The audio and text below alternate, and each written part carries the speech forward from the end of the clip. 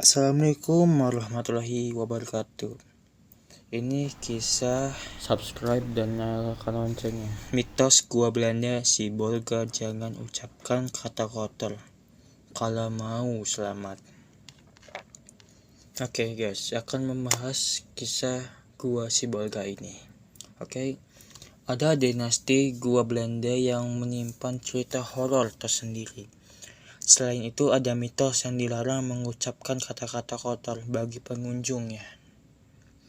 Batu lubang atau gua Belanda. Begitu warga Sibolga mengenalnya, kami berkesempatan untuk melintasi batu lubang tersebut. Dalam perjalanan menuju kota Sibolga, tim berangkat dari kota Medan pukul 7:30 dan tiba di batu lubang sekitar pukul 3 dini hari. Suasana itu begitu gelap, hanya ada pencahayaan dari mobil untuk menerangi perjalanan untuk melintasi gua sepanjang kurang lebih 50 meter tersebut. Suasana gua begitu hening, kebetulan hanya mobil tim yang melintasi gua tersebut. Tampak samar. Beberapa kelawar tampak melintas sekilas begitu terkena cahaya mobil. Air menetes dari atas langit-langit gua. Begitu mulai memasuki gua sopir travel, kami tumpangi kemudian membunyikan klakson 3 kali. Tim pun penasaran. Maksud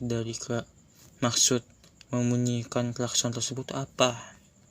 Udah memang tradisi bunyikan klakson, ungkap sopir travel tersebut. Parna beberapa waktu lalu. Parna bercerita, membunyikan klakson selalu dilakukan para sopir agar mobil dari arah berlawanan dapat mengetahui dan dapat bergantian. Ya, kondisi jalan di dalam gua begitu sempit dan hanya mampu dilewati oleh satu kendaraan saja. Jadi biar mobil dari gua satu lagi tahu ada mobil lain yang gantian masuknya, itu logikanya, ujarnya. Kisah mistisnya gua Belanda. Parna kemudian diam sesaat lalu menceritakan kisah mistis dari gua yang memiliki 2 bagian tersebut.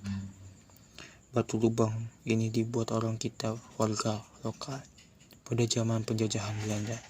Selama proses pembuatan gua ini ada yang mati dan dulu mayatnya enggak dikubur, tapi bertimpa batu itu. Makanya kalau lewat situ harus bunyikan klakson tersebut. Kalau tak Parna. Selain itu, Parna juga mengingatkan sebelumnya bahwa saat berada di dalam gua tersebut, pengendara ataupun penumpang dilarang untuk mengucapkan kata-kata sembarangan atau kotor. Jangan ngomong sembarangan kalau lewat sini, karena katanya dulu kita itu sering mengumpat orang-orang Belanda, jadi langsung dibunuh sama orang Belanda itu. Makanya yang dilewati situ gak boleh ngomong kasar, berbahaya jelasnya. Sejarahnya gua Belanda di Sibolga. Batu lubang Sibolga memiliki sejarah menarik. Dalam proses pembangunan pada era zaman penjajahan Belanda, konon gua ini dibangun sekitar awal tahun 19 tahunan. Pembangunan batu lubang ini disimpang siurkan. Ya, yang ada bilang tahun 1900, tahun 1930 tahunan. Tapi untuk yang tahun 1930 hanya enggak yakin, karena saya juga cek di perpustakaan Leiden University. Ada koleksi foto asli yang digitalnya. Ini tahunnya 1915 dan tidak ada yang lebih tua dari itu. Itu kan fotonya sudah jadi ya. Kalau saja kita tarik ke belakang, pasti di bawahnya tahun 1915 untuk pembangunannya, kata sejarawan Sumut Muhammad Aziz Rizky Lubis. Aziz menyebutkan batu lubang ini memegang peranan penting dalam geliat perekonomian pada masa penjajahan Belanda pada zaman dahulu. Itu antaranya sebagai bentuk mobilitas dalam pengangkutan hasil bumi dari wilayah Tapaluni ke daerah luar. Gunanya Belanda gua ini untuk menghubungkan wilayah Tapaluni, karena ini kan pada saat itu masuk dalam keresidenan Tapaluni, untuk menghubungkan wilayah pedalaman residen Tapaluni ke wilayah luar.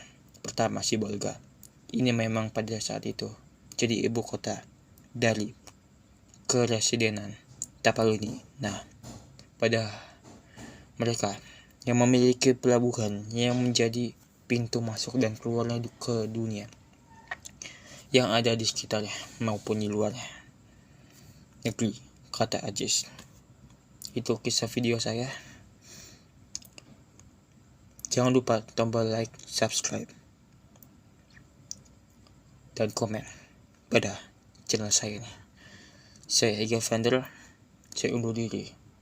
Sobat Horor, assalamualaikum warahmatullahi wabarakatuh.